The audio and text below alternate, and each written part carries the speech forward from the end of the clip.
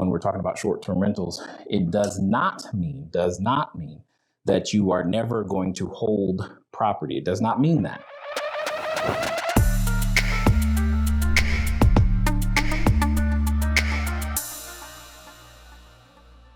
However, having done this for a while, I have learned some things that have allowed me to help more people hold more property in a shorter amount of time. And what I want to do is to share some of those ideas with you so that you can get your next/first short-term rental in what I would consider to be record time for sure. And you'll be able to do that with a lot of the help and assistance that we are able to provide. But I want to also make sure that we're all working on the same page and understanding. Here's what I mean by that. So on your screen right now, you see phase 1, phase 2, phase 3. What does that mean?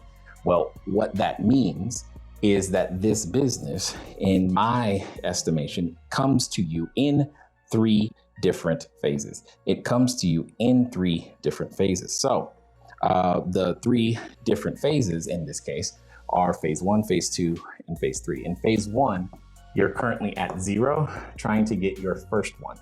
You're trying to go from 0 to 1. So it's literally get your first one, okay? And then in phase 2, this is where it's 2 to approximately 120. And then in phase 3, this is where you begin to buy assets for the long term, right? So let me help you understand a little bit of why I'm saying this so that we're on the same page. Because what often happens is that people get confused or thinking that, hey, well, I want to hold property long term. So since I want to hold property long term, what I need to do is attack this differently. And I want to make sure that we're all on the same page, and that ultimately you see how this strategy leads to that long-term property hold. So the whole point of helping you with short-term rentals is to put you in a position in which you can hold property long-term. Now, for those of you, let me be very clear. There are some of you who don't need to be here. So what I mean by that is I am for those individuals who wish to achieve certain things, meaning if you only want 1 or 2 short-term rentals. Now, notice I'm not calling them Airbnbs, okay? Now, I know you guys might do that. You've learned why you shouldn't. But if you only want 1 or 2 short-term rentals, I am not for you. I'm not for you because the things that I am going to recommend are based upon having a sustainable business for a number of years, and that having that business, watch what I mean, because I want you to get to phase 3.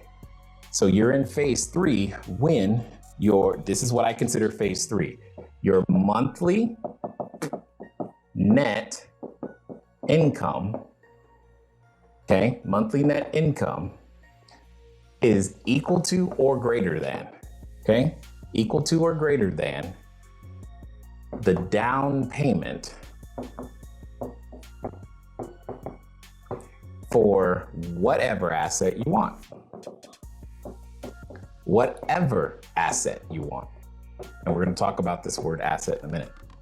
Okay, so the business of building income, wealth, etc., is all about building assets and having an asset base. Let me be even more clear. For most people, there's an option A and an option B. With option A, we're told to go to school, get good grades, get a job, and then with that job, you put your labor into the marketplace and earn money. And then from that money is how you build your entire life. Whether that's your kids, that's your house, that's your parents, vacation, whatever your living expenses are, your car, all of that.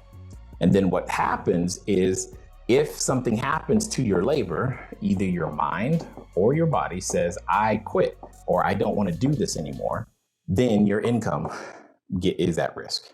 What I subscribe to and teach people to do and have been teaching people to do for a number of years is I don't really care if you went to school or not.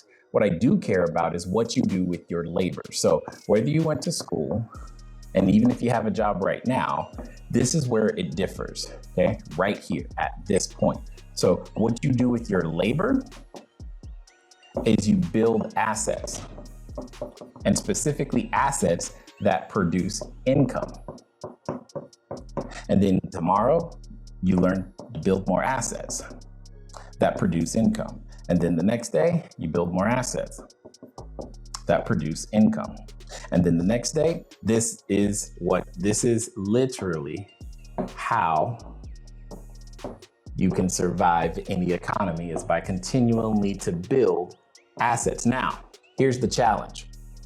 In order for you to build this collection of assets, you have to believe certain things. Or what I'm saying to you is it's a collection of assets that produces the income. Therefore, when your labor on any given day, when you don't feel like it, or your mind or your body says, I quit, you still have the income, if this makes sense.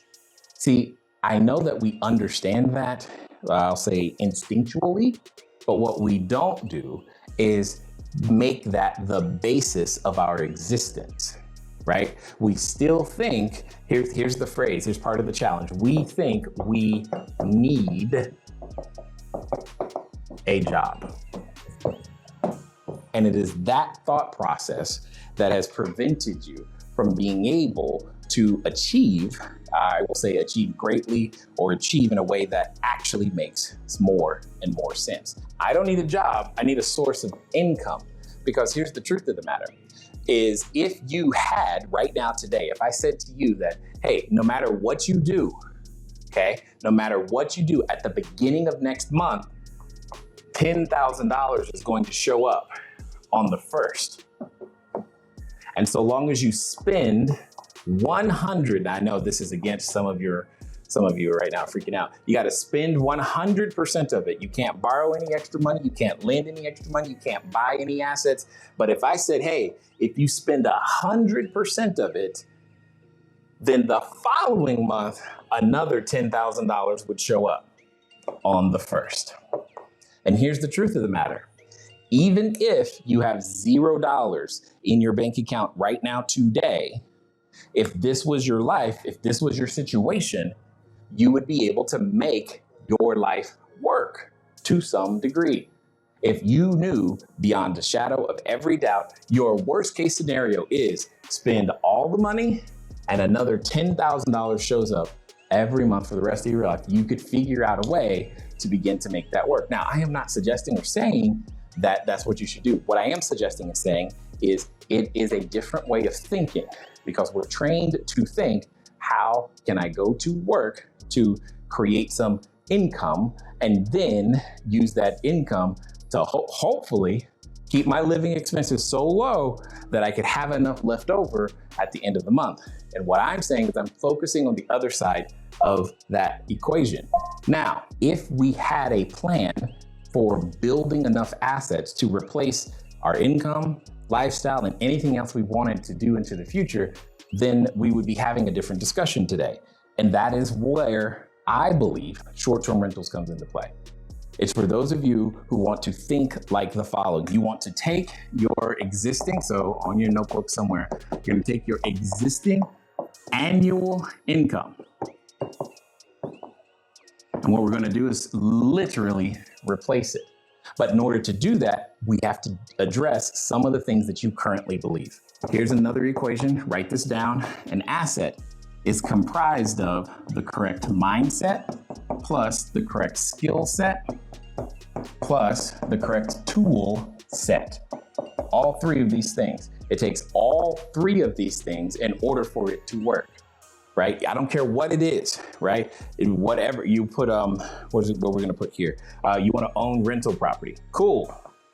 If you don't own rental property today, it's because you don't have the right mindset, skill set, or tool set in order to do it. When I say that, because part of the tool set over here are things like a mortgage, right? That can be a part of the tool set. But sometimes what it comes down to is people are like, well, I don't have any money or cash. Okay, got it. Well, or I don't have any credit.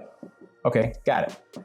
But here's the thing, with the right mindset, here's what I know to be true, is that you can buy cell phone towers, commercial retail buildings, apartments, single family houses without any cash or credit and creating a mortgage, if you will, literally by writing it on a piece of paper. So long as you have access to a pen and a piece of paper and are willing to then take the skill set of language or words, you have the ability to then go buy a piece of property. And I know it sounds completely crazy, totally whimsical. Some of you don't believe, but that's not my problem.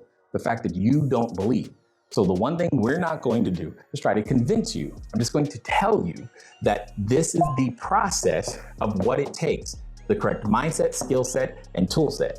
Mindset, skill set, and tool set. So how you think about credit affects the assets that are available to you. How you think about cash affects the assets and opportunities that are available to you. How you think about, oh, let me change the word because this is a better word. It's gonna get you emotional now. Debt affects the way that you have access to income and assets.